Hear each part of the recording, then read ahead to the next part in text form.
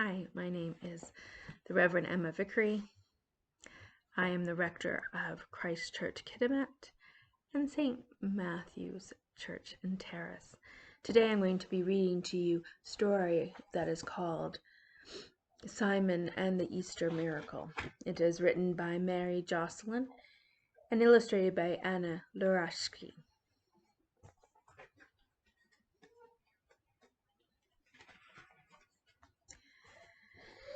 Long ago, a farmer named Simon was making his way to market. And on his back he carried a bag of produce from his farm. The weight made him stoop a little. He had a stout stick in his right hand to help him keep his balance, and in his left arm he cradled a basket of eggs. Can you find those things? His stick and his eggs? And tell me what he had in his bag.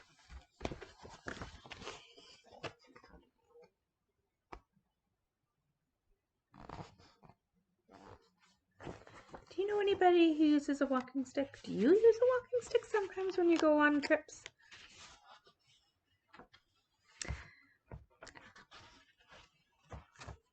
Simon entered the city and plodded along the crowded streets. It's extremely busy for market day, he grumbled. Then he remembered it was a festival day, too. Good, there'll be more people who want to buy. Have you ever been to a market? It's a little bit different than a grocery store. It's outside and oftentimes in the summertime when people come from miles around to sell produce and other crafts. What things do you see them selling?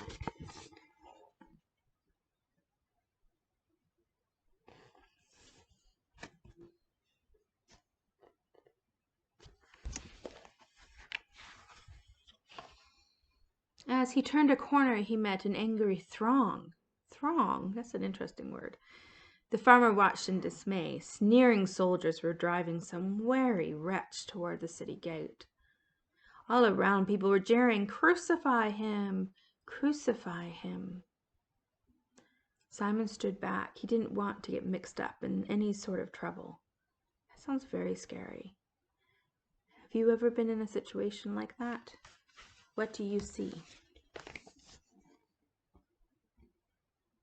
And where's Simon?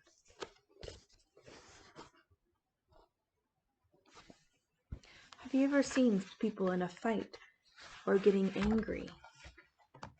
What did you do? The farmer watched. The prisoner fell under the weight of his own cross. "Get up!" barked the soldier as they goaded him with their swords. "Pick up that lump of wood and move."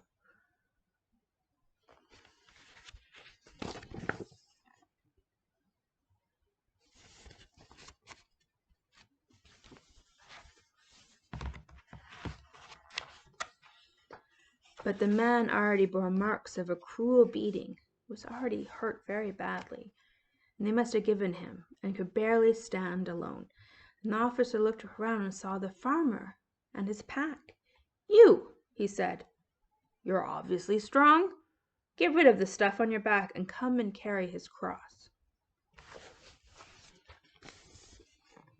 Yeah,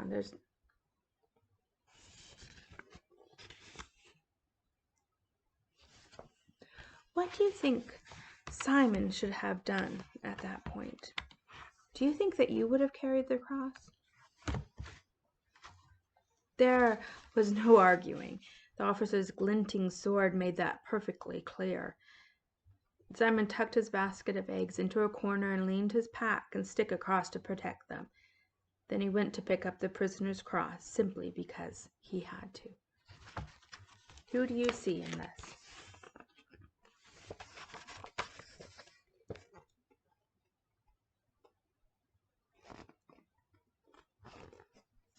Who did you see? I saw a bunch of kids seeing what he was doing, right?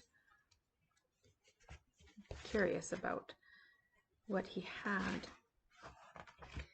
"Thank you," said the man to Simon. "I am grateful for your kindness." The man's voice was gentle, and his smile was sincere. And Simon was surprised. "What are you supposed to have done to deserve to die?" he asked. The man shrugged slightly. "Preaching a message of peace," he said. Do you know what peace is? This means that people get along much better, and people don't fight or get angry. See?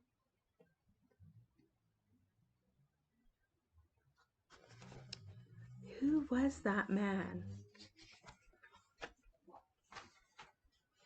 Together they reached a place of crucifixion, a rocky hill just beyond the city wall. Simon hurried away. He didn't want to hear the jeering of the man's enemies, nor could he bear to hear the weeping of his friends. Weeping is another word for crying. And all he wished for today was a good market with fair prices for my produce, he said to himself. Now tell me about this picture. It looks different than the others. What do you see?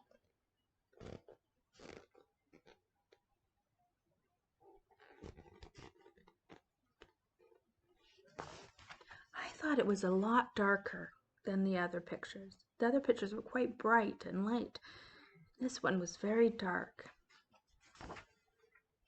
When he reached the place where he had left his goods, he was dismayed, upset. The backpack had been overturned. His load of bread had been trampled. His pitcher of wine had been split. Only a dozen eggs were still whole, and even they were dirty and spattered.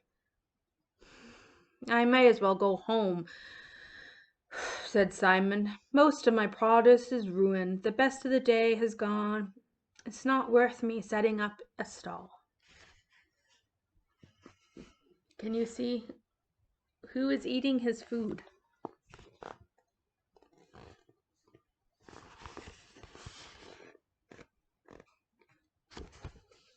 What do you think happened? Did you see the cat? What do you think happened to his food while he was gone? He reached home just before sunset.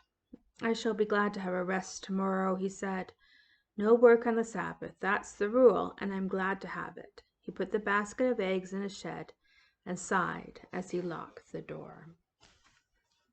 Tell me what you see in this picture.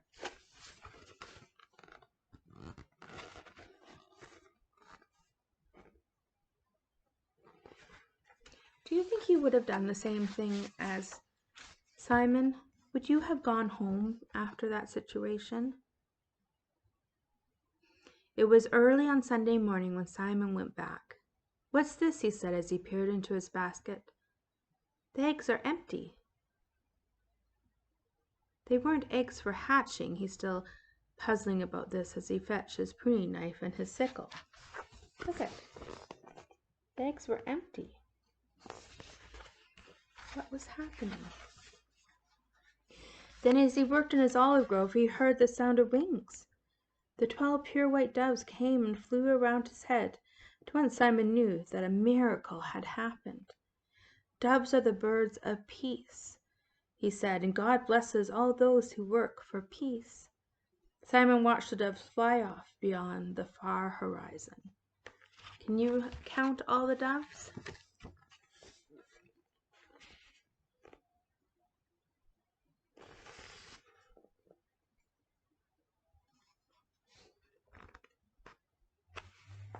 Were you able to count all 12 doves? And when he returned to work, he noticed how quickly spring had warmed new seasons of crops.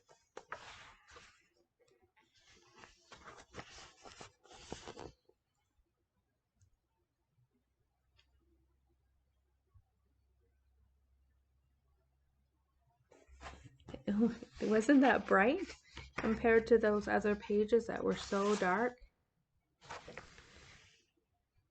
So what was the miracle that happened? What was Simon's miracle? We know that Jesus died, and that Jesus was that person who was on the cross, a stranger to Simon. And it was a dark day. But on Easter, on Sunday, he rose from the dead. And there was new life. And that's what it was showing in the story, that new life that came and sprang up.